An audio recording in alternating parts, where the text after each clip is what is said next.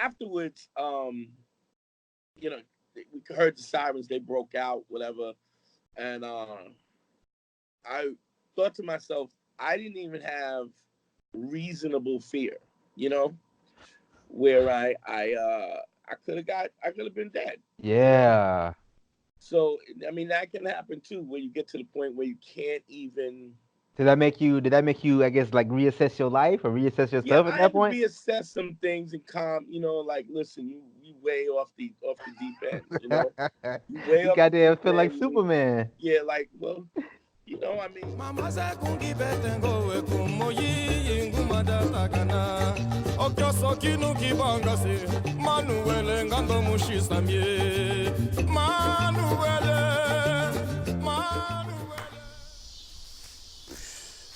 Hey, hey. Hey everyone. On today's episode of the To the Feet podcast, we had on my main man, Mr. Dante Nero, who is a stripper, a comedian, an actor, a bouncer, a podcast host, his own podcast show, Man School 202. I am so happy to have on my big homie Dante Nero. I really like what he's doing, man. In this episode, we talk about his childhood in New York City, growing up, how he became a stripper, how he became a comedian, how he became an actor. Great episode. I am so happy I can bring this to you today. Let's jump right into it. Hey, all right. So I am now on the line with Mr. Dante Nero. You are a comedian, actor, relationship guru, philosopher, Renaissance man, unintentional badass. You are a DJ, stripper, and a bouncer, and you are the podcast host and creator of Man School 202. yep, that's me. Yeah. Yeah. So Man School 202 is a weekly podcast to save men and women's relationships. Is that right? I would say so. Yeah, Hey, what's up? How you doing today, Dante? I'm good, man. It's good to be here. Oh, definitely, man. Dante, big fan of yours, man. Keep it 100, man. Yeah. But I'm curious, man. I kind of want to, like, I guess, hear about your story and everything, man. Okay. So tell me, what what was your childhood like growing up in New York, man? I grew up 80s and 90s, late 80s, 90s. I was, the crack era, the the era of mass incarceration, police brutality, Giuliani time. It was Giuliani time. I grew up at a time when Brooklyn was real. It was Yeah. real. So my dad at the time worked as at the parks department, which took care of all the parks in New York City. He was a laborer, but he also did a lot of youth work within the community. Probably from 1935 all the way to probably when he was 70. He did Okay. dealt with kids and did tournaments, basketball, track, netball, soccer, you name it. He did it all. Okay, that's what's up, man. I'm curious, man. So, I guess what was it like growing up in that household with your father, man? Well, my dad was a really dynamic personality. He was only 5'2", but his personality Okay. was. How big are you, man? If he was 5'2", how big are I'm you now? 6'1". I don't know what happened, but I always say that's how they put the steroid. That's how they put the steroids in the chicken. I'm proof of it. Um, but yeah, he was old school dude.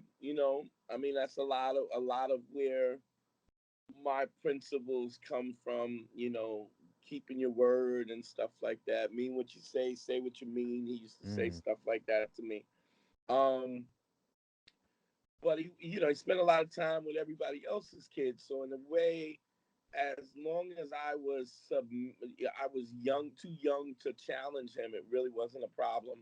When I started becoming the kind of kid that would challenge him, he kind of found that annoying, and I would say in a lot of cases, uh, just he was very dismissive of was me. it disrespectful or? No, I think sometimes we need to be. I was never disrespectful. I mean, he wasn't having it anyway. Okay, But okay. so that wasn't even an option. But if you tell me um, respect is a two-way street, then that's what it is. And so now I'm going to hold you to the same standards that you hold me to, even though I might be a child. You know, Okay. I mean, wait. and I don't think any parent wants to hear that. It makes sense, but I don't know how many yeah, parents want to well, hear I that. mean, but this is again, a level of inauthenticity Okay. because you don't say that to people if you're not like one of the things that I believe in is I'm not telling anybody to do something that I wouldn't do myself. Mm. And so when it comes down to that, any deviation from what comes out of your mouth is a problem. And it's interesting because as I'm older, I found that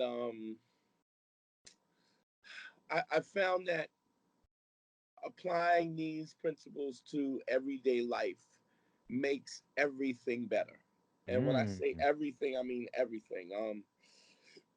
So I just recently had a little kind of a thing with one of my family members, and I basically um, I was on the radio and I said something about it was all true. It was also my personal truth, but my family member got really upset because they didn't want to be exposed.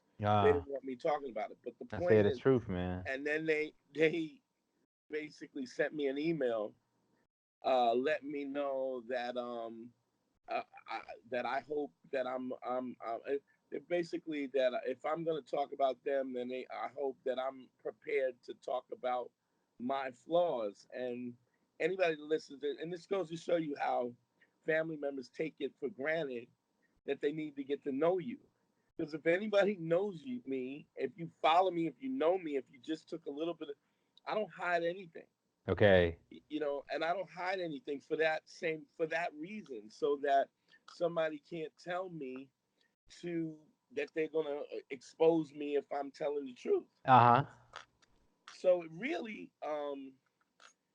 that really makes me want to talk about it more, you know. huh. Um, but but I'm also older and I'm a little more mature, and I realize that my whereas I would get my feathers rustled and I would just go in. I say I've heard about that, man. I heard you was a wild boy back in the day, man. Yeah, I was a little wild, it was, but it really came. My dad was like super overprotective, so he would always, don't go there, you're gonna get hurt. You're gonna go out, don't play out in the street, you're gonna get hit by a car. He was just so, like negative about everything. Something's always gonna happen, and I think that comes from. Well, let me. So he kind of instilled a fear in me, Okay. and so I was afraid of everything. And I honestly, I just got to the point where I was tired of being afraid. And so so what a long time ago I realized I must have been 12, 13, and I realized that fear exists between when um when an opportunity is presented to you Uh huh. and how long it takes you to access that opportunity. Oh, I understand that definitely. Yeah, So the longer you take to access it, the more the fear grows, yeah. the more Ah, intense the fear is. that makes sense though. Yeah. Well, I mean, like when you first started, I know you did a little salsa, you've been Yeah, dancing man. It's salsa. When you a little first something, when you something. first go to your socials, Uh huh. you're afraid to dance. Oh man, you already know it. And the longer you take to get out there, good, bad, or indifferent, Right. the It more starts to difficult it build is. up. Yeah, it starts Yeah, to build up, man. yeah, the fear builds up, and so I learned that at a very young age, and then I realized that if I confronted the quicker I confronted the fear, the less it would affect me.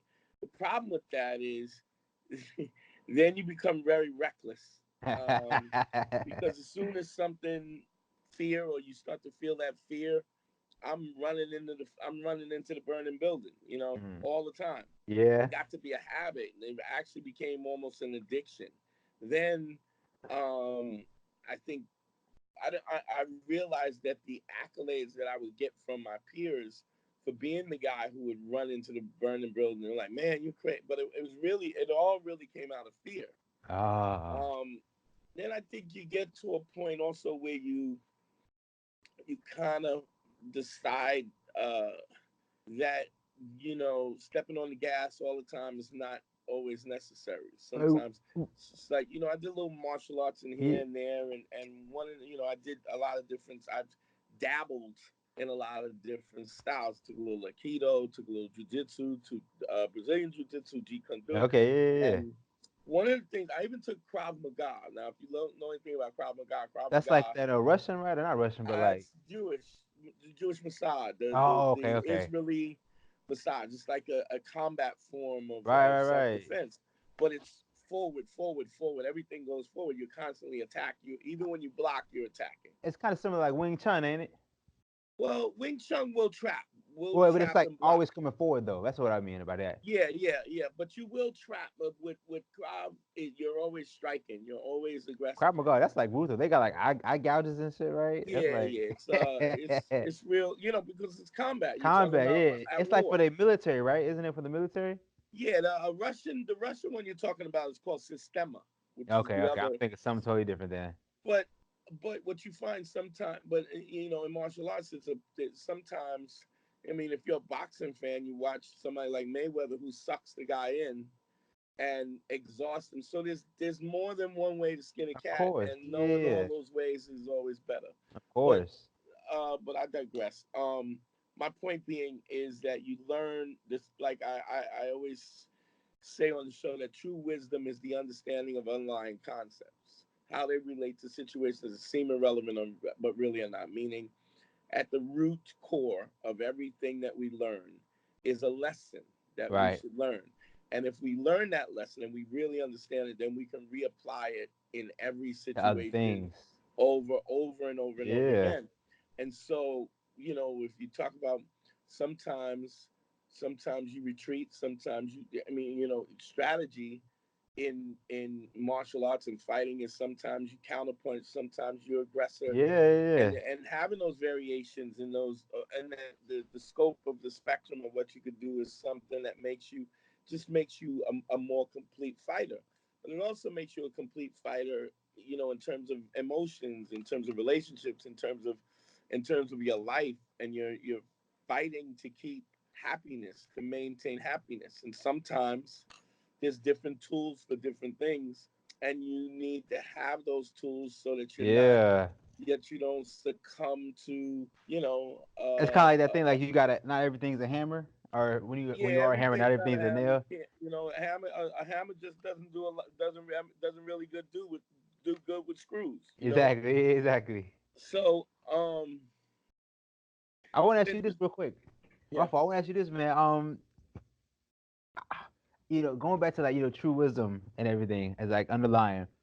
What what did you learn from being such a wild boy? Like what did that teach you? What was the underlying thing from that? I think I found out that everybody's afraid, Ah. no matter who you think, how tough unless he's a sociopath or psychopath.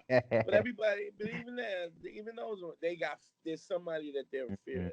Most of the time, people don't want conflict, and when met with conflict, real conflict, they will back down. 99% of the people don't want it. ah. And the guys and the ones who don't want it they're really a breed apart. Who do want it are really a breed apart. You know, um, real warriors. You know what I mean? Yeah. Like built for that. But most dudes who they just yapping. I mean, you find that. But what's interesting is that's even true to people's sincerity. I mean, the people, everybody wants to be remembered. You know, everybody wants to be remembered in their death, and they're willing to do whatever they need to do, even if it's fraudulent. You know, Okay. so um, that's one of the things I learned is that everybody's scared. I remember years ago watching Mike Tyson, and I was watch just watching that dude's a beast. yeah, and I was watching him in the he was in the dressing room. They were oiling him up and rapping and doing his raps, and everybody was saying, "You the champ. You gonna kill him. You gonna get." I just thought it was odd that they were like so positive. Like, you're gonna kill him. You gotta do. And then when I realized, wow, this is a situation where they're actually hyping him up. So I Ah. couldn't understand why maybe what we would have perceived as the baddest man on the planet Why does he need to be hyped up? If he's really that dude, Uh what I mean, we should be, we should be listening to music. huh. I mean, what is this necessary Right, right, mode? right, right. Um, and it made me realize that wow, Even him. even him, even Mike Tyson has a fear. You know, is dealing with that fear and trying to manage that fear. And when you understand that, puts you in great company. When you are managing that on that level. Okay. So I, I, But I want a toy truck. What? But Santa Claus. Oh, hold on one second, Santa Claus. Hold be right back. Hey, if you could leave a like and subscribe for the show, that would be amazing.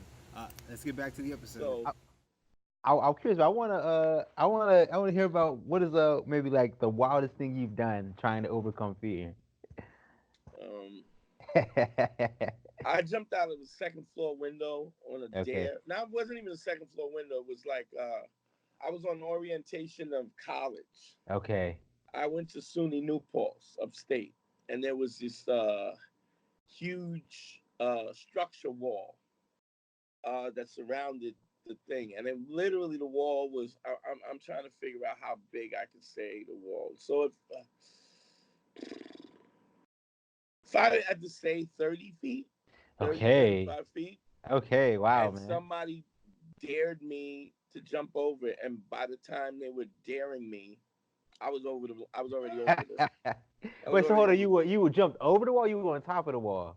I jumped over it to the ground, down Hey. maybe 35. And don't get me wrong, I really, like so.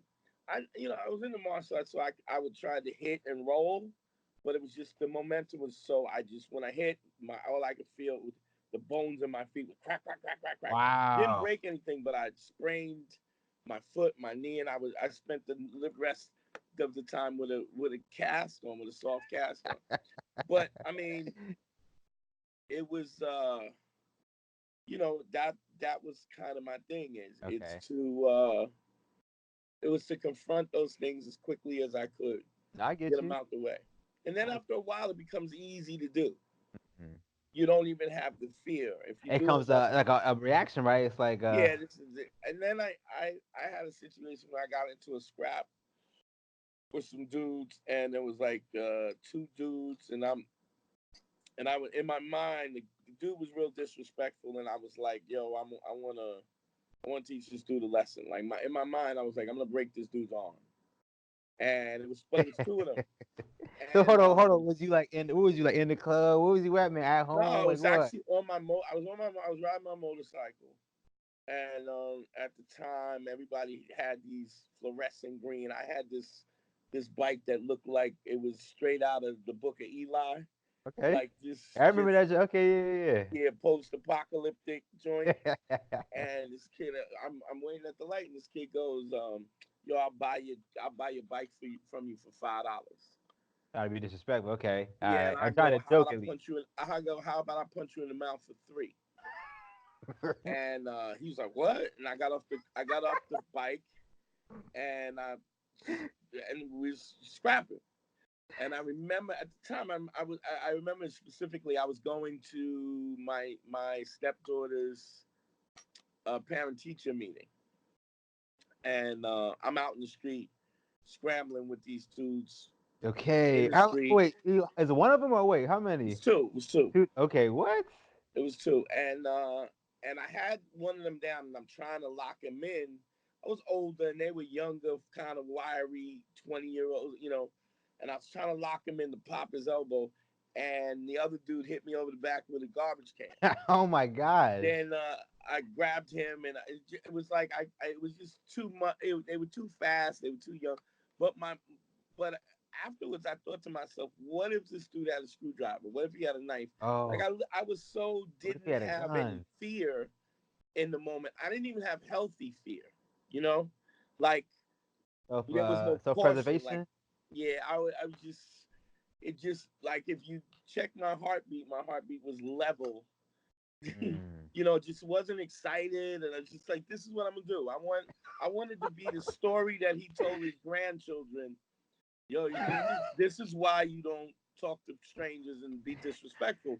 Because this is Okay. what happened to me. This guy was on a motorcycle and he broke my arm. In my mind, that was the whole thought. And afterwards, you know, we heard the sirens. They broke out, whatever. And I thought to myself, I didn't even have reasonable fear. You know, where I could have been dead. You know, Yeah. so I mean that can happen too, where you get to the point where you can't even. Did that make you, I guess, like reassess your life or reassess Yeah, yourself at I that had to point? reassess some things and calm. Like listen, you way off the deep end. You way You off the goddamn deep feel like end. Superman. Yeah, like well, I mean, I also pledged Q. I don't know if you're familiar with. The Uh, fraternities, I know of it. okay, so I pledged Q, which is one of the hardest fraternities to get in, and that the abuse from that was something that I never. And then the ability to take it, like you don't fight, but you gotta take it. So you definitely went through hazing. Hazing was a thing. I mean, I always get people always argue with me because I'm the only one that admits to it. But it's in black Greek letter fraternities. It's rampant. I don't know if it still is, but it was when I pledged. And Can you speak on it or no? I mean, we they beat us up. I mean, I don't Okay, know what you. I okay. mean, Put the hands on you. yeah. I mean, you got paddled and just like school days. The whole, all of that comes from. Okay, okay, I understand. But imagine 10 times worse. Ah, So and I always say this: the hazing, the purpose of the hazing was, we as African Americans, as Black people that built this country, um, our ancestors went through that of course. sometimes just so that we could read. Like people could get caught reading and have their eyes gouged out. Okay. Could be so. Here's a situation where you got young Black men and women who have an opportunity to go to college to get an education that your ancestors fought for, and you don't want to go to class because you was drinking too much the night before. When you have ancestors that have died so that you can get an education, Yeah, you know. definitely. Um, so that that I always make that the caveat of what the hazing was. It was an opportunity to look at a window through your ancestors, through slaves, through your ancestors who were slaves, look at through what they went through. The difference was at any given time I could say I quit. I don't want to be in your club. But your ancestors could never say Could I quit. not. I don't want to be Black Yeah. no more. So Nah. So are so you saying you were appreciative of it? Like, is that what you're saying or what? I mean I understood. Why they did it, Can I you hold guess? on 1 second? Yeah, I got you. All right.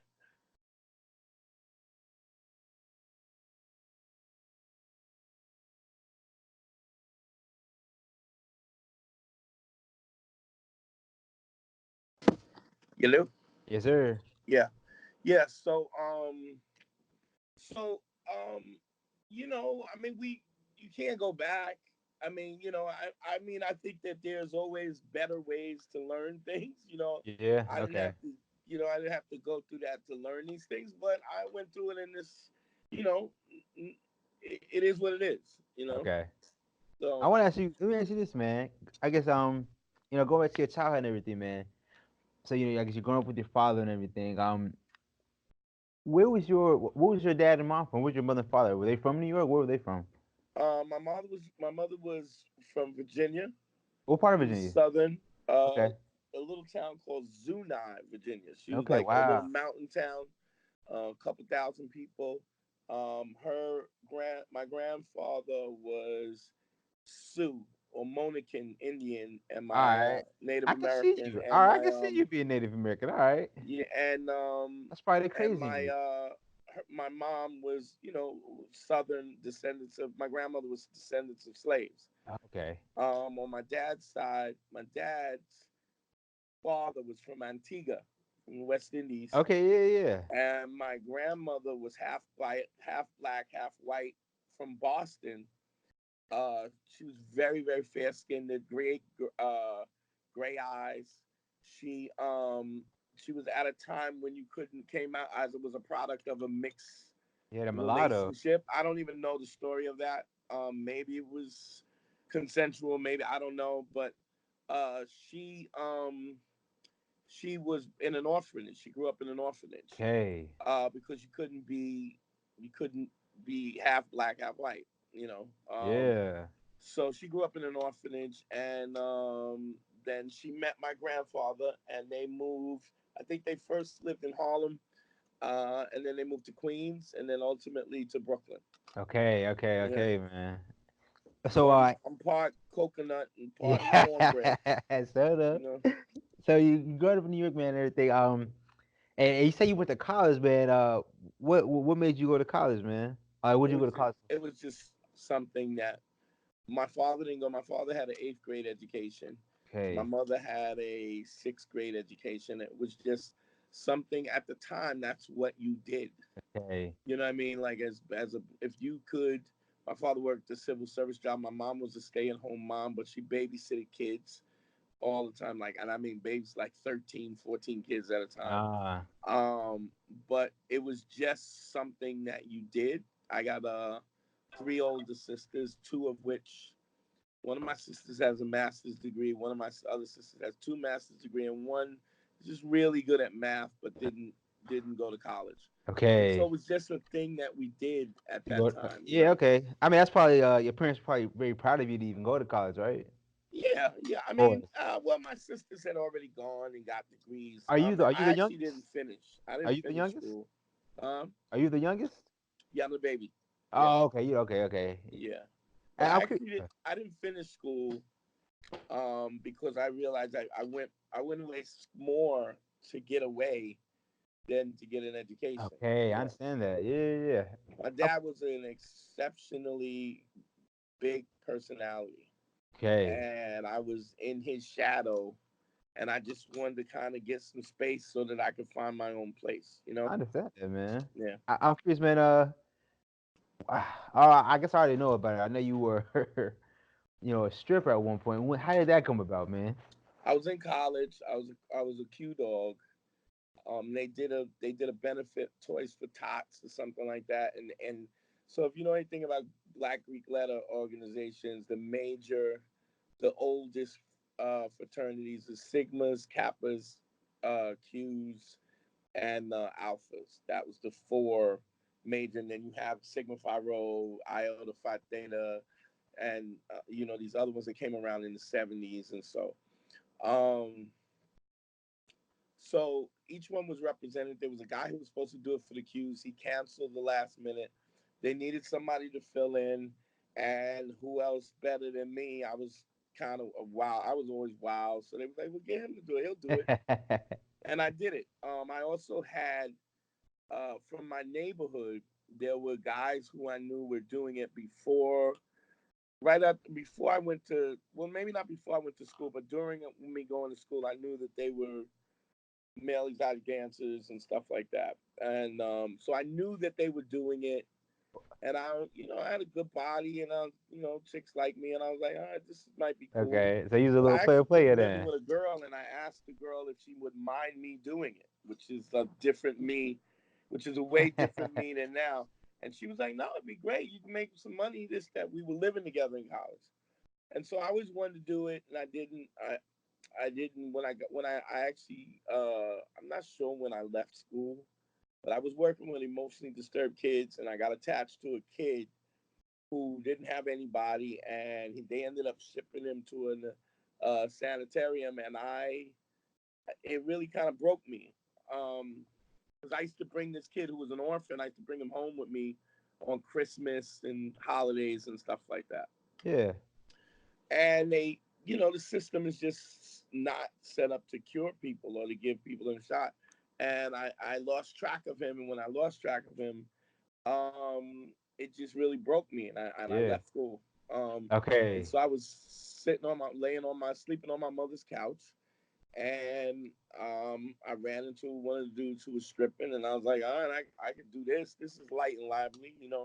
I was still with the girl that I had lived with in college, and that really wasn't going well. She was very abusive, emotionally abusive person, yeah. and I was just a nice guy, and I was taking it. Like I would be in the street and she'd be yelling at me in the street. It's crazy. Like when I think about who I am now to who I was then, and I would be like, "Come on, just stop, just wait."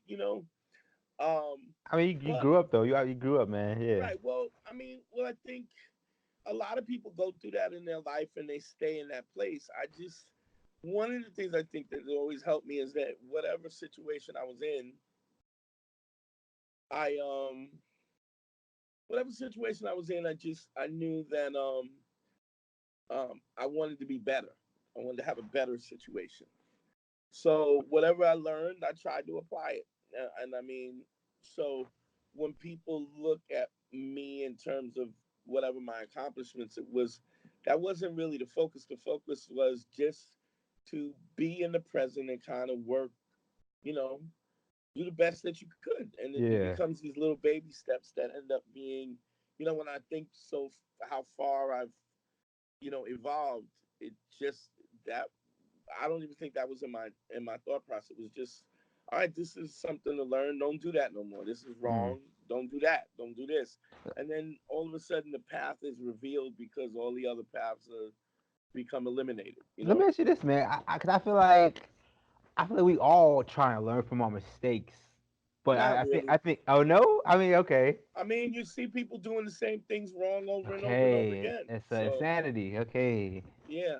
So I mean, if you think about it, you probably could count on one hand the people that make mistakes and don't make those same mistakes again. You know, Okay. if you go through your Rolodex of people who you know, most people do the same shit over and over and over again and wonder why but I mean, it's also fear. A lot of things, I mean, it's a lot of things. It's fear. It's people have a level of comfort with what they're familiar with, Yeah. any number of things. But So let me ask you this, man. When is it? I guess when is it too late to get out of a pattern? I don't think it is ever. I mean, Okay. I always say happiness is a decision away. Mm. I've had guys who I straight punks. Just let people take me. And I used to always say the greatest thing about being a punk is tomorrow you don't have to be. It's a matter of you making a decision. And even Okay. though that decision seems to be something so far reaching from what you're capable of, it's really not. It's just a decision. Anything that you had a hard time to do, if you take the plunge, you know usually when you look back on it, you're going, wow, that wasn't hard at all.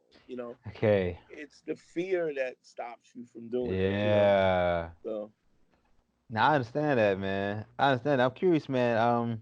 I guess what did you learn from your stripping days, man? Did you learn anything from that? I mean, I definitely understood attraction. I think Okay. understanding how women think and how they think different than men, and attraction, because not understanding attraction and when your business is sex, if you don't understand that, you starve. you know Okay. Okay. As a stripper. Okay. Yeah. As a yeah, male exotic you have dancer. to be able to see what's what in order to move forward. Uh huh. So And so I'm I curious. Were you like I guess were you a superstar back in the day, man? Was you like living Yeah, it nice was and pretty fat? big. It was pretty out of control. I mean, I'll put it to you like this. I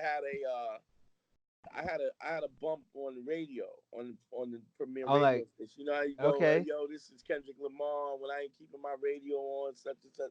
Uh I huh. had a I had a bump. I'm back. As a Okay. stripper, I had a bump on the radio. You know, Okay, man. but honestly, that wasn't my intention. My intention was just to be good at it. I was doing it, and I wanted to be good at Uh it, huh. and I wanted to make money at it. And I don't. A lot of times, I don't even realize. It's funny when I run into people who knew me back then, and they talk about how extensively people knew me and knew what I did. I don't even remember that. I was so focused on the work, just Ah. being better, and you know, just doing the work, and then all those Okay. other things. Yeah. Sometimes I wish I was more aware. I might, yeah, but I can't front. I had a ball. You It know, was fun. I mean, it sounds like it might have been a cool lifestyle, man. well, I had a bunch of cool dudes that I kind of made, and I choreographed them, and I actually did costume design. I taught myself how to sew, and I would sew other people's costumes, and I Okay. would choreograph their act to overcome their weaknesses and stuff. And then I had a group. I started a group.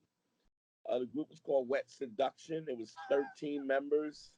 Um, and then even the marketing, I had a guy make long Western black dusters with the logo on the back, and we used to all walk in. Like when they weren't working, they had to come to my shows, and so Okay. we would walk in 13 deep with black Damn. dusters. It looked like Tombstone. We walked in like Tombstone, and that kind of helped, everybody kind of know who we were because we rolled as a unit. It was just a marketing tool. Okay. And then Yeah. after a while, they started getting work too, and so we didn't, we were all in different directions making money. Yeah. Uh-huh. So, yeah. I'm curious, but what I like to talk about is, I guess, like your beginner stage in learning something, man. So I asked like dancers that, but I guess for you, man, what was your beginner stage like in I guess stripping, man? What was that like for you? Well, I was looking at, I have a philosophy about learning in general, and I think there's always a great thing to have rules of engagement. So when you want to learn something, the first thing I say is do the research, do as much research about whatever you're trying to learn. Then find a mentor, Mm. somebody who you think is credible, somebody who you think is good at what they do, and they're doing it themselves or Right. Right. have Right. had a Right. level of success, or at least confirmed by some of the best people in whatever you're learning that this is the guy. And then shut up and pay attention Okay. and listen, and remove your fear and remove your ego, humble yourself to the process, and then absorb the process on a level that, where you just have this openness. And what happens is you start to learn, and then when you learn, and eventually you outgrow your mentor. Ah. Then it's time to find another mentor, somebody who's better. Okay. And so, and you don't always have, like, for instance, stripping wasn't something where there were mentors, but there were guys who were hot and who were making money, and you had to do it on your own just by observing. You had to observe what they did, and then how can I make this better? You know, Right. Right. Right. Yeah. Yeah. so So but it's you. all incremental too. Yeah. A lot of times I'll counsel guys because I do the one-on-one consultations and stuff like that, and I'll counsel guys, and they were like, "Well, I'm not you," and I go, "But you don't understand that I was you Right. Right. at one time." Exactly. So everybody's a process. I mean, I know you salsa. When you first watch dudes, you're like, It's "How?" intimidating. Yeah. Yeah, it's like, how could you remember this? And then when you do it, it comes to that. It gets back to Yeah. that. No, it's so true, man. That's why like I'll go to like dance conferences, where it's just people coming to dance, man. It's Yeah, like yeah. it can be intimidating, but it can also be kind of inspiring, man. Just to see like, But you wait, also realize that nobody cares. Everybody has their own fears, and they're oh dealing yeah, with their own shit a lot of times. And you think they're watching you, and they don't even care. A lot of times they have their own fear that they can't control. yeah, yeah. That's Yeah, real talk, man. yeah. So you're doing your stripping thing and everything, man. And I guess what makes you stop? Like, why do you get out that business? Is it age or? I always say that this is how you know when to quit stripping. When you got to figure out whether you wear your G string over your stomach or under your stomach. That's when you know it's time to quit. He I said mean, that. I could have probably got back, but the business, it had its time, and it just, How long were you doing it? like, almost 10 years. Okay, Yeah. wow. That was your full time job, right, or what? Well, it was my full time job until I started working with the phone company. I was out working for the phone company in '94. I probably started dancing in 89, 88, Okay, something okay. like that. And I stopped at around 89, 98, 99, something like that. So you still was going out with the belly or what at times? No, I was still, when it started getting harder to keep in shape, Oh, okay. I just stopped. I But understand, man. I the understand. the problem was that you create a level of credibility, and it was weird because my mom was like, "Why don't you get a job with with a future with pension?" What you don't understand is that your credibility is your pension, because like even now I run years, we're literally talking 20 years later. They were like, "You still dance? You wanna?" I'm like, are you even looking at me? Like, no, I don't. But they remember that. They remember you being that dude. You know what I mean? Yeah, yeah. So Oh, let me ask you this, man. I didn't get a chance. Tell me, man, what kind of impact did your mother have on you, man? my mom was she was a stay-at-home mom. She was one of the sweetest ladies. Very sweet, kind woman. Um and I think I learned empathy from her. My Hey, father was a really strong dude, and my mom was really strong too, but in a quiet way, like a really calm, quiet power. And she had to be, because my pops was a maniac. He was all over the place, and so she just always kept that even keel, which was his. I think that was his balance. okay. Now I understand that, man. I definitely understand that. So you're doing your stripper thing, and then you move to the telephone company. At Yeah. what point uh, I ran for office as a union delegate. for the telephone company? Or, Yeah, I was okay. I learned. I mean, it's a technical job. Yeah. It was interesting for a while, and then I got bored, and then I was like, okay, I'm gonna run for office, and I'll be a union delegate. And I did arbitration, and I think the most people I had under me was like 300 people, 299 Okay. people at one time that I was responsible for, just fighting for their rights. And I did that for a while, and then after a while, even that I kind of got bored with that. So are you still with the telephone company or Yeah, no? yeah, and I'm still a delegate. I still do arbitrations and stuff like that. Um, because it was a responsibility that I took. Plus, Yeah. it kind of frees me up to do the things that I want to do. Okay. I'm But it was kind of a thing that just kind of happened, and then okay. I ran out, and I needed something else more creative to do. I needed a creative outlet. I'll say, yeah, when did you start doing stand up, man? Well, I didn't start. Well, I had a clothing line before that. Oh, okay. I had a clothing line. I mean, What I was the did name of it? bounce. I bounced, and I had security companies, and I did stuff like that. But I had a clothing line. The name of the clothing line was Dante Rogus. Hey, That show was it. enough. Show And enough. we had we was going well, and we had some placement. But I realized that I always wanted to do stand up, Oh. and I was doing this clothing line so I wouldn't have to do stand up. Oh, an excuse, huh? Yeah, it was in the show. I'm doing this now, and I Well, hold on, Dante. Dante, real quick, man. I want to hear about all your stand-up career. Real quick, man. Tell me your craziest story from bouncing. I don't want to skip over that. I mean, it's so many. I mean, not just bouncing, but stripping. It just, I was just. I mean, let's just say it was a 90, and it was the 90s was a time where you knuckled up. I mean, Hey, you could get shot at and of stuff, but you course. could not. But a lot of times you knock a dude out, he don't really have time to get to the gun. So it, So what? but Just it was a wild time. give me one. Give me one story from bouncing, please. And I was doing a show in Brooklyn, and it was at the time. So let me preface this by, there was a time when you couldn't have a party without a stripper. Like Ah, every party had a stripper. You had a male and a female. Like, so if it was a party, regular dance party, a club party promoters, they would hire a stripper, a male stripper and a female stripper.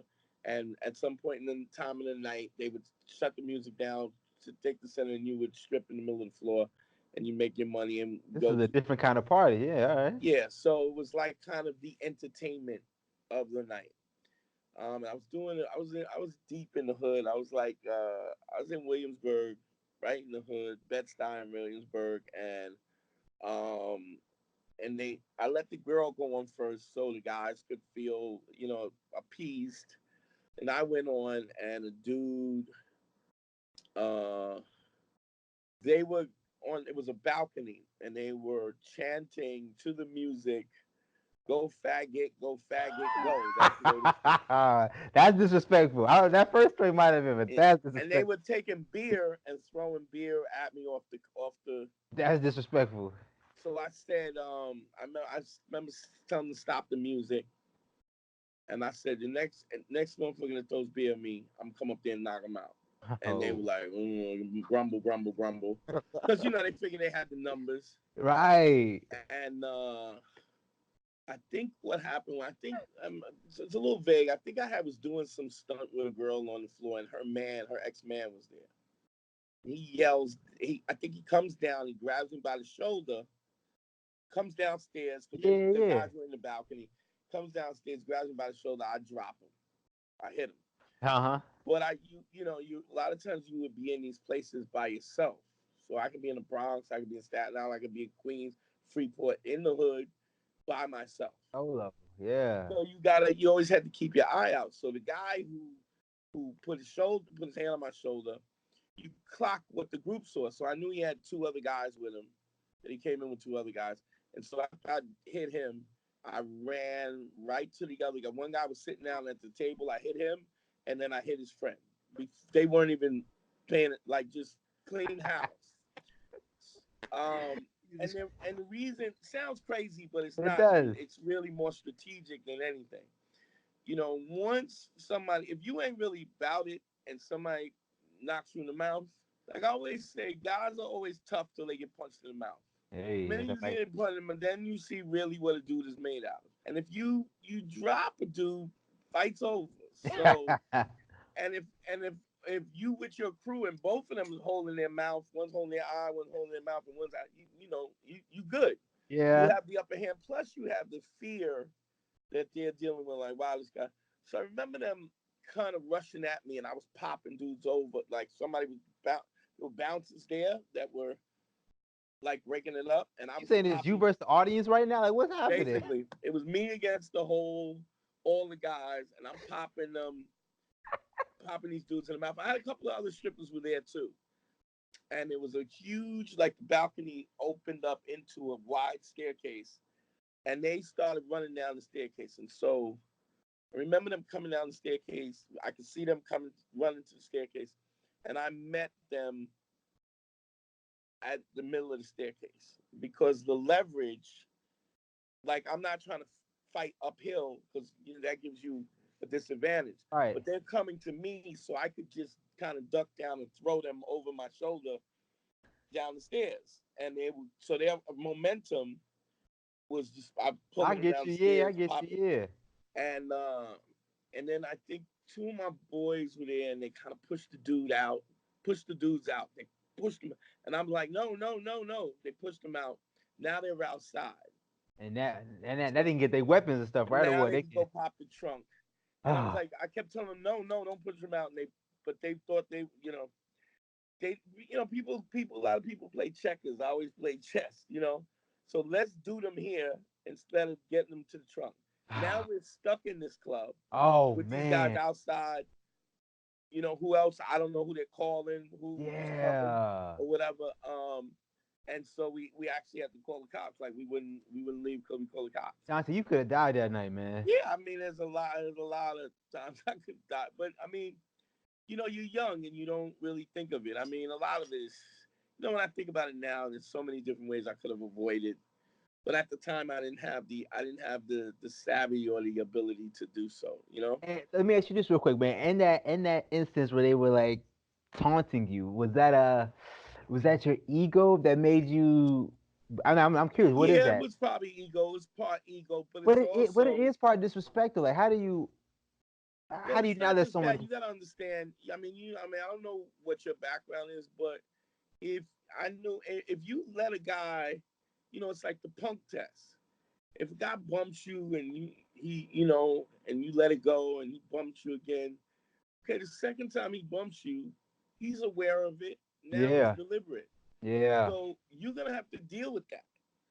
If you don't deal with it, it's just gonna keep escalating until you right. deal with it. And so a lot of times I would go, okay, this is what the situation is. If I don't deal with this, what is going to be my recourse and how does this escalate?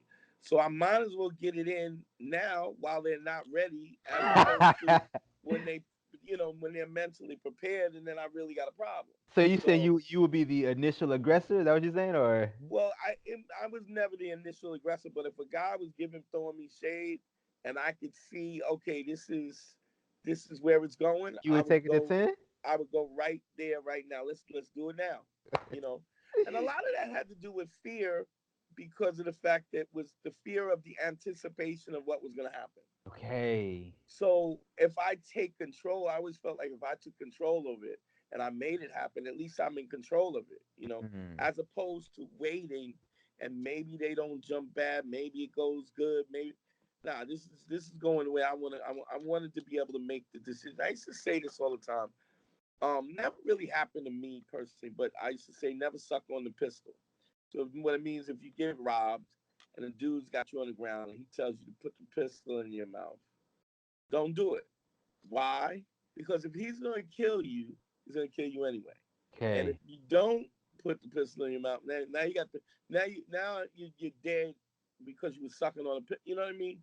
Like, you gotta be reasonable about what is going on. You gotta be honest with yourself about what's really going on. If Mm. somebody means you harm, they mean you harm. No, don't get me wrong. I mean, we get people panic and they do things, but most of the time you could kind of get a read on where somebody's at if you're paying attention.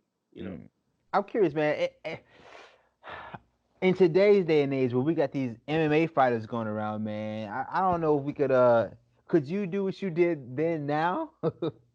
Well, I mean, what I was doing even then was kind of like MMA. Like, Okay. I never got a black belt from anybody. Like, I Ah. never had a black belt.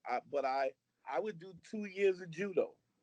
I would do a year of Pacquiao, kung fu, or eagle claw, and I would box, and I would just bounce around. Like, I would go to a dojo. They would beat me up for 6 months because I didn't know their system, and then once I would start to get a feel of their system, because I had a lot of skills fighting. I would start to get the hang of it, how they did things, Okay. and then I would usually disappear and go to some other school. Okay. Like, I took classes in Japanese jiu-jitsu, Brazilian jiu-jitsu, Jeet Kune Do, um, Muay Thai, Wing Chun, um, Bag, Bag, which is a He's kung fu, always a student, man. Eagle Claw. I boxed, um, kickboxing, um, So there's a lot of and stuff though, man. taekwondo. I took a little bit Yeah. of taekwondo, not Yeah. long for taekwondo, but I would bounce around a year here, 6 months here, 8 months there, and so my fighting style was this kind of eclectic kind of thing that we were doing anyway. And I learned Yeah. from the fruit of Islam too. I did Brazilian jiu jitsu, and they did jiu jitsu, but their jiu jitsu was, how black people got the flavor. They would take, like, it didn't look like anything I had ever seen. It was Oh. boxing, it was kung fu, there was a mix, and so I kind of did that. So I mean, you could say, I mean, the people always go that Bruce Lee was the first guy, the first MMA fighter, because Okay. he mixed Jeet Kune Do, Western boxing, Muay Thai, and Filipino martial arts, and also mixed grappling arts. So he was mixing already, but black dudes were doing that in the hood because you, the circumstances is Yeah. different. I don't know Yeah. if you ever heard of fifth uh, the 50 blocking system. I'm It's not. like a jail martial arts, but the jail martial arts is a bunch of dudes, tough dudes from different disciplines in jail teaching each other different things, and so that's how they, like, black folks were doing that before there was UFC. They've Yeah. always been mixing and matching and stuff like that. So, I That's mean, you wild, you man. just couldn't do it now because of the legality, legal Okay. And logistics everybody of got it. cameras right now. There's an issue. Yeah, but I mean, it's also about the dudes call the cops. Nobody shoots a Ah. fair one no more. Okay. So there's that. Dude, I remember getting smacked around by the cops on Broadway and 47th Street in Manhattan. Me, my boy and his girl had a fight with three dudes because dude said something to his girl. And I'm fighting three guys on Broadway and 47th Street. The cops broke it up and they smacked us around and then sent us home. Like that was like right now, if that happened, everybody's going to jail. You know, Yeah, yeah, you're right, so man. it was definitely a different era.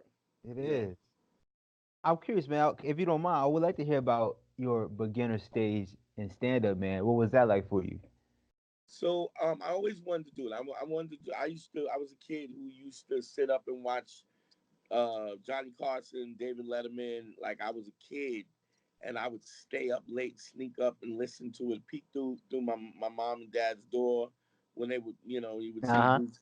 And so I had really obscure comics that somebody of my age shouldn't even know. huh. So I always wanted to do it, and every once in a while I get a notebook and I would put stuff in the book.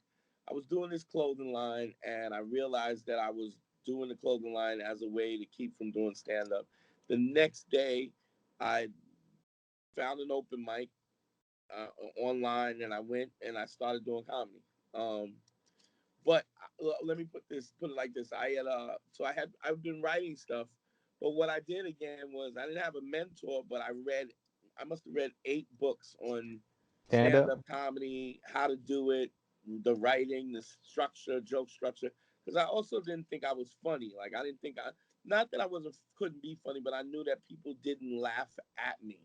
Like I Okay. wasn't a silly Because kind you of you goofy. probably you probably was intimidating them right away. Right. So I was like, in order for me to do this, I need to have my fundamentals. So I read a lot of books on comedy writing and stuff. So my jokes were really, really tight and and structured really well. So it didn't matter how I looked or how intimidating I was, the jokes would work. So I mean I get you. that goes back to that philosophy of just finding a mentor Uh huh. and then accepting the system, the submitting to the system and then Yeah. absorbing everything that you can absorb. Yeah. It sounds like you like prepared for it, man. Are you? Yeah. Yeah. I Well, was that's listening the to your stand confidence. The up. confidence comes always from how prepared you are, you know. Okay. Yeah. So I was when you're listening not to your stand. prepared, there's nothing worse than the teacher telling you, "All right, hand up the homework," and you didn't do it. You know. Okay. I remember that feeling. Yeah. And when you did do it and it was done well, you not collecting homework. You know what I mean? So I was listening to your stand up before you called, man. I think my favorite joke was you said this girl wanted you to love her forever, and you said she needed to change her name to Heineken. That's hilarious. well, I was highly influenced by Patrice Okay. Patrice Oneal. Him and I became friends in probably 2002, 2003, and people didn't really get how dynamic he was as a stand-up comedian. Patrice was funny, man. Yeah, he was, and not just funny, but he was prolific. Like, um, I don't How think did there's ever been anybody close to him. how did you meet him, man? I was doing open mics, and there was this white girl that I was writing with. I was a crew of us was writing, and she said, "You really, I was ahead of the game because I was so prepared. My fundamentals." She was like, "You should meet Patrice Oneal," and I go, "Who's Patrice? He should meet me." I was like, "He should meet me," and she was like, "No, he's very very funny." She says he has. She says, and I quote, I have he has the a heart that pumps a black oily substance not unlike oil, right? Because he was so brutally honest, people were Yeah. intimidated by him. And I was like, yeah, whatever. So when I met him at the Boston Comedy Club, and I was like, oh, this must be the dude, right? And he just seemed cool, and we talked and was kicking it, whatever, because he was a dude who was interested in learning too, Uh like he huh. always had a thirst for learning, and we exchanged numbers and stuff. And I remember we called, and I told him that story that this white girl said I should meet you because your heart pumps an oily black substance. And he laughed, and he was like, "All right, cool." We hung up, and then he called me back, and he goes, "Let me ask you something." I go, "Yeah." He goes, "That chick that said I was a evil person that He goes, why did you talk to me? And I said, because I ain't scared of you. You know, Okay. like I'm not afraid, and I wouldn't let somebody. And that's where our friendship started, right from there. Okay. Turn You over, know, man. yeah, dope dude. I miss him a lot. You know, Yeah, man. I'm curious. How did he impact your comedy career? Or did he impact well, your just comedy? he was a guy who really pushed the limits. Like he said, I learning from him, I was like, wow, you could say that, like Oh, you could be honest like that. So and that was the thing, his honesty, even at the risk of not getting a laugh, even at the risk okay. of offending people. I mean, people, he used to walk a third of the crowd a lot of times, and What early you, on, what you mean walk? As in they would walk out? just piss them off till Okay. they would get up and leave. You know. Okay. Now I used to look at that as a badge of honor, but I realize now that was just his ego. Like he Oh, kind of took, he kind of took to the fact that he can make people uncomfortable and stuff. He kind of wore it as a badge of he. And now when I headline, I go, man, you know, to punish everybody for something that somebody might have said, or just be in a mood and allow your ego to supersede what the job is to entertain people. entertain. It kind of works against, you know, you know, if you have a philosophy, it works against that philosophy, you know. Yeah. No, I definitely understand that, man. Yeah. Do you think that's kind of why he might not, I guess, blown up as he should have? Oh, he was definitely self sabotaging. He sabotaged himself every chance he got. Oh man, that's terrible But to I hear. really don't think it was because of that. I think he was really afraid of success. Hmm. Like, so like if you do a college and you got a television show, back then you could make 10 stacks.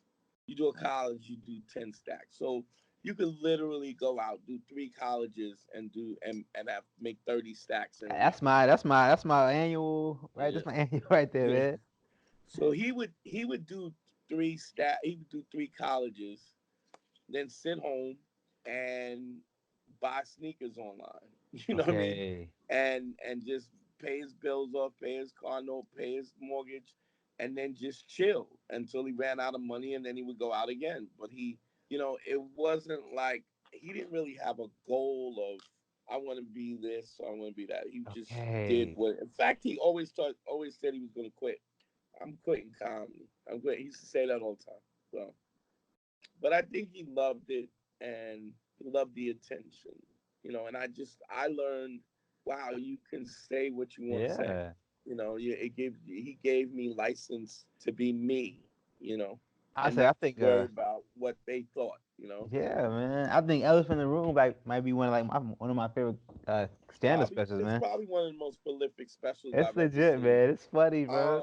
Not only that, but I mean, uh, you know, not just the honesty of it, but you know, like he wanted what he said to mean something, you know, Right. I definitely, yeah, and I'm like I'm the same way. You know, I'm the same way. I'm always because, and I think that was how we were.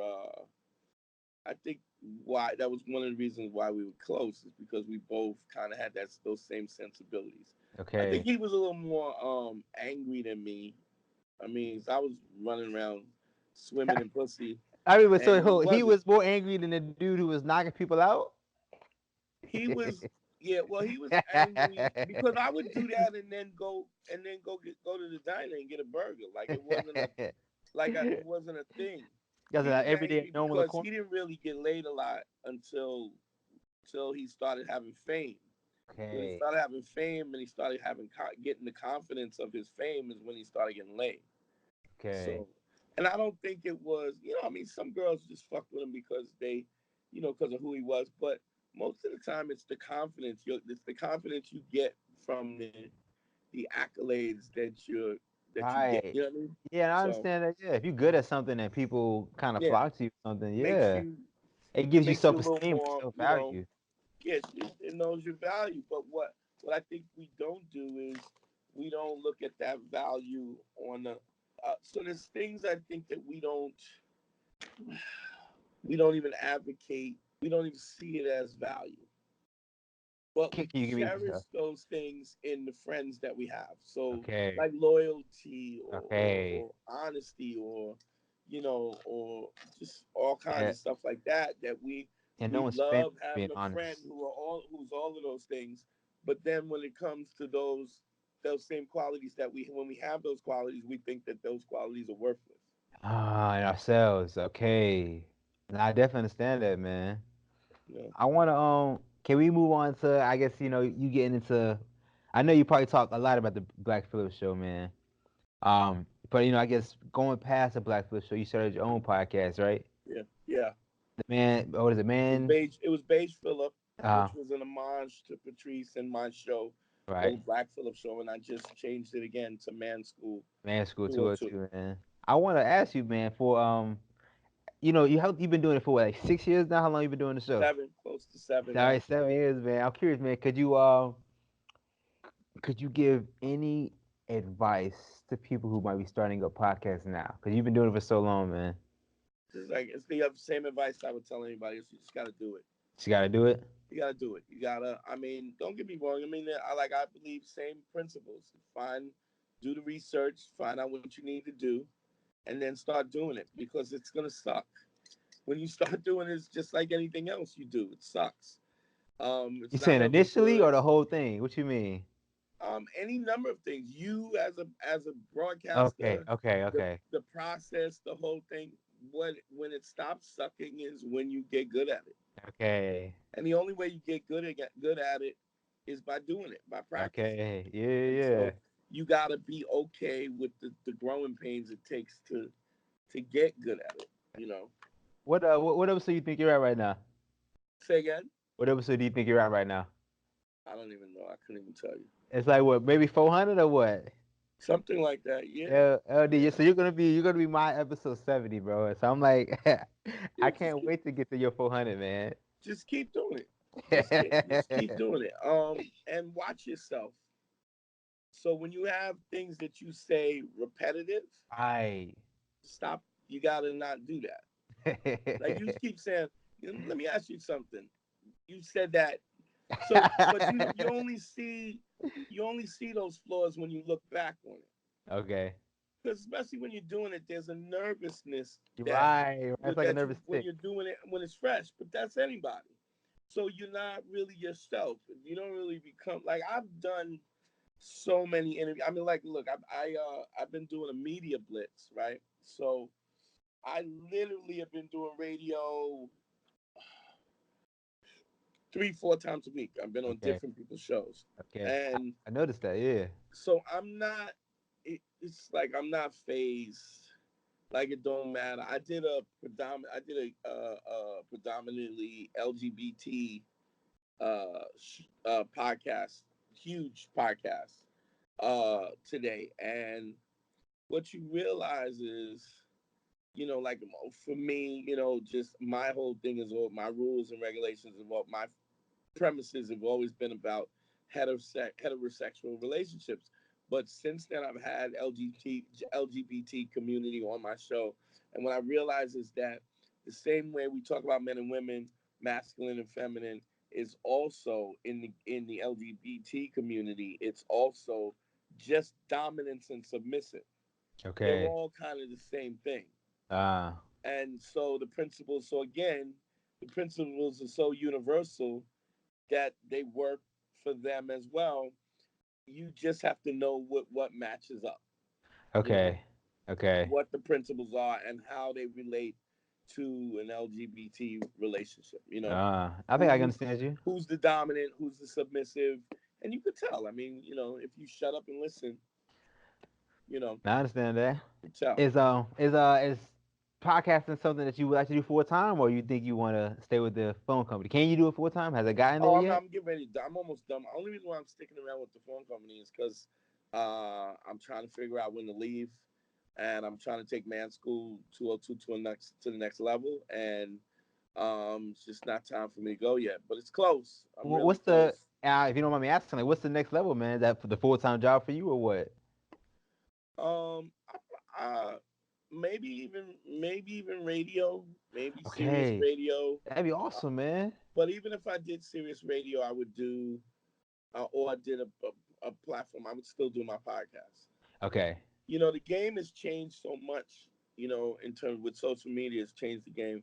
Like when I got in, you tried to get your Letterman, your David Letterman, and then you were Right. validated by the industry, and then you move your way up. Now, this is interesting. Like the LGBT podcast that I did today, they had did Sirius Radio for 10 years. They left Sirius Radio to do their own podcast.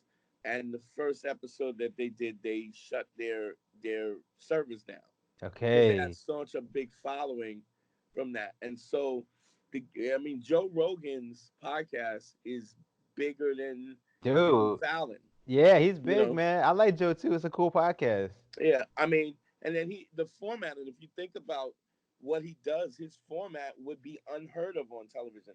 Sit down and do a 3 hour interview with somebody, Right, right, right. unheard of. Yeah. So what you start to realize is that everything that people think they know about broadcasting and what people like, Uh-huh. all the quote unquote marketing and demographics, they have no idea what they're talking about. Okay. If you look at now, NBC now has a podcasting platform, Okay, I didn't even but know it's it. way later. Like this is new. Like this is two Yeah. to three years, and even the ones that did it, it's small. They're not really. They don't even understand the model. You know what I mean? So Yeah. you could be a dude who gets 4 million followers on your Instagram, and then all of a sudden your Instagram for you're an influencer and you're Instagram famous. Yeah. So the game has changed. Um, at one time, I thought Sirius Radio was going to go under because of the subscription. It's like, why is somebody going to pay for radio? But Right. also, you could also ask, why do people pay for bottles of water?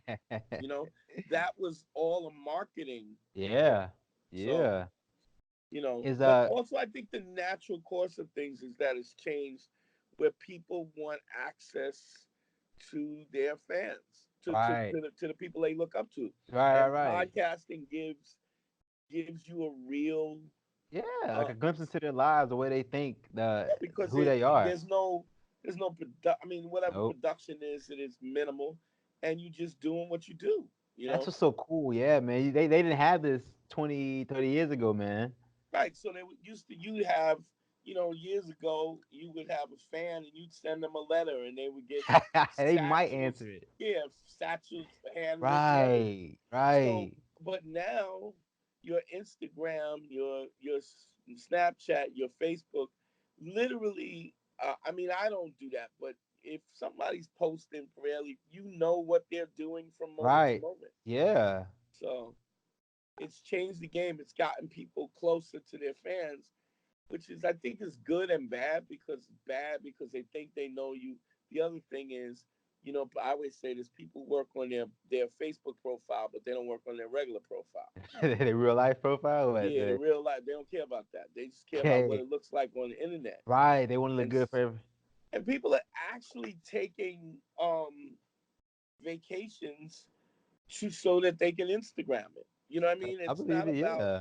It's really not about enjoying the life. It's just doing it so that you can show everybody else that you do dope shit, which Mm-hmm. is how could you enjoy that?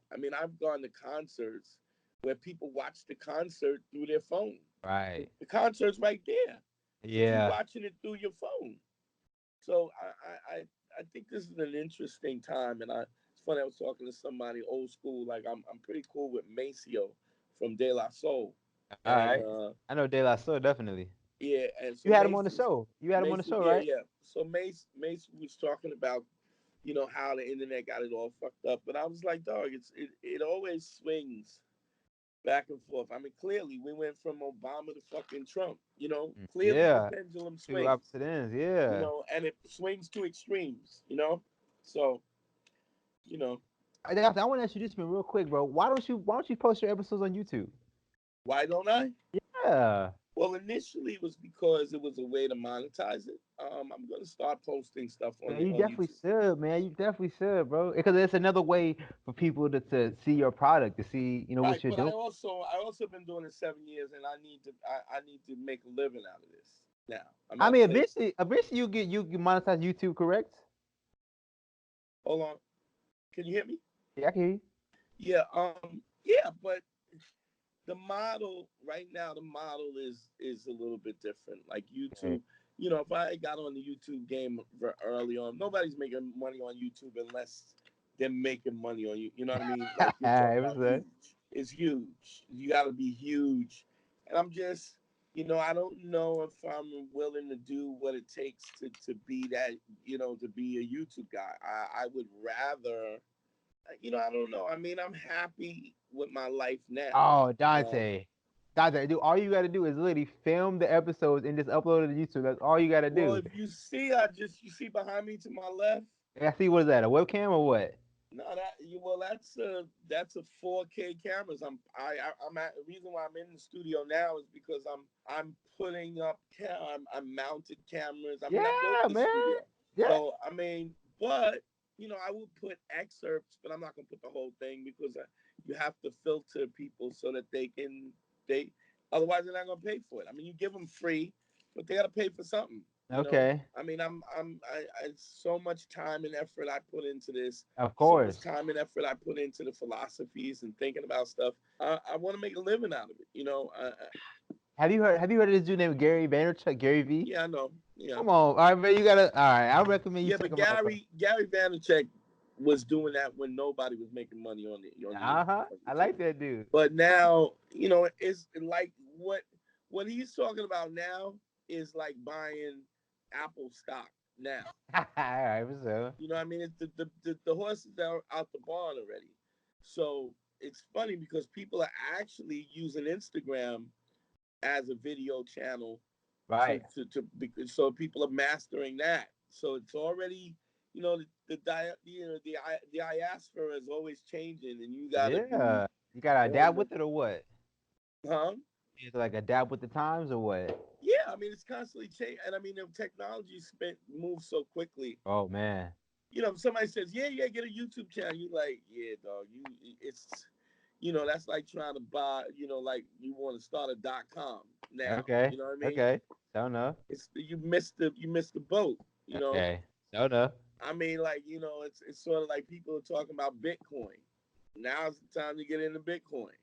Um, but a lot of people are gonna get caught up in the Right. process of the thing, just like the .com. Remember, I don't know if you remember, Yahoo got sold for millions. Yahoo.com got sold for millions of dollars, and then it went bust after. So but to the same token, Amazon.com is one of those .coms, Yeah. and that is taking over everything. So Amazon's huge, man. whenever there's a surge, there's always 95% of everything is scams. But if you Okay. can figure out what the 5% is, you Okay. know, and now the thing is different. I mean, I would say I have comic friends who have television shows that I don't even know that they have a television show. I mean, Okay. because with Netflix and It's so much Hulu like and it's content so out there. much, Yeah. so the inmates are running the asylum now. You know what I mean? And Okay. so this is an exciting time, but you still gotta be aware of what's going on and kind of think, okay, what's the next move? Okay. That's I wanna ask you this last set of questions, man. We could wrap this thing up, man. Uh, Hey, so I wanna ask you this, I guess like we'll call them like rapid fire questions. I want you to try and answer these in like 10 seconds or less, all right? all right, cool. Hey, let's get it, bro. If you could meet anyone, dead or alive, who would it be? Um, hmm. Carl Sagan. Sure enough. I remember Yeah. him. Favorite thing to do outside of, I guess, podcasting. Uh, Fucking. All right, percent. Why did the chicken cross the road?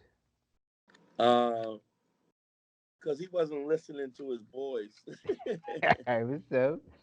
What is the best gift you've ever received? Best gift I ever received. Probably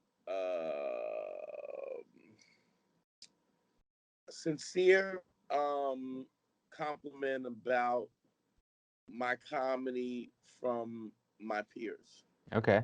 unsolicited. Okay, I understand that. Yeah, yeah, yeah. Um, if you had one superpower, what would it be? Control people's minds. Sure enough. Mm. What is one item you could never live without? Um, Laughter. All right. Sure enough. As a child, what did you want to be growing up? I wanted to be a genetic engineer. Okay. Sure enough. Yeah. What advice would you give your 25-year-old self? Remove your ego. Okay. Sure enough. Tell me, what is the worst piece of advice you've ever received? Everybody makes their own mistakes. Okay. Everybody has to make their own mistakes. All right. I feel like I've heard you say this, right? In reference to like, you don't have to learn algebra. Or you have Right. to, yeah. Yeah. Yeah. You So, don't. You don't have to make people's mistakes. You don't have to make your own mistakes to know you can learn from other people's mistakes. yeah. I think I say a wise man learns from others' mistakes, right? Yeah. Um, okay, last one, Dante. You were stuck on an island for 5 days. What are three things you're bringing? An axe. An axe. An axe. A magnifying glass To start a fire. Okay. and a water filter. All right. Sure enough. Sure enough. Dante, I think you answered those questions perfect, man. All right, brother. Yeah. Dante, like I said, man. I guess I just want to thank you, man, for taking this time of day to talk to you, man. No problem, bro. Yeah. Anytime. Yeah, I really appreciate it, Dante, man. All right, bro. Yeah, All man. right. So, yeah, just enjoy the rest of your night, Dante. Yeah, it's cool. Yeah, man. I wish you All the right. best of luck with man school though. Definitely, man. I really do, I yeah. appreciate it, man. We're gonna do big things. I already know It's it. happening. It's Yeah, happening as we speak. yeah, So yeah, bro. I love it, bro. I love Andre. I love Harry, man. So you got the whole squad, bro. yeah, yeah, no doubt. You should do it. You should do an interview with them. With Harry and Andre, I definitely should, bro. That's a good idea. Yeah, yeah. Yeah, but no doubt, Dante. Man, like I said, thank you so much, Dante. All right, brother. I'll Take holler it at easy, you. yeah. Yes, One man. sir. That's all it is.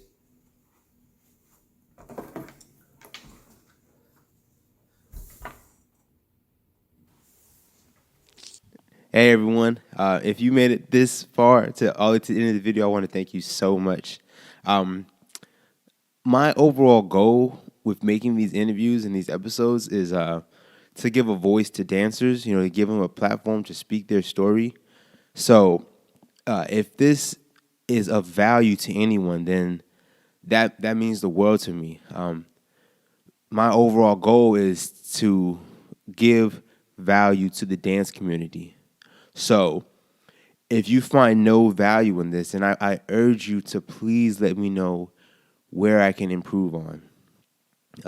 I truly want to, just give value and content to the dance community. So please let me know how I can improve, where I'm messing up, because to be 100% honest with you, I'm learning along the way as I do this. I truly am. So to be able to interact with the dance community, it means the world to me because it gives me feedback and it lets me know what I'm doing right, where I can improve upon, what I'm doing wrong, which I feel like might maybe more important.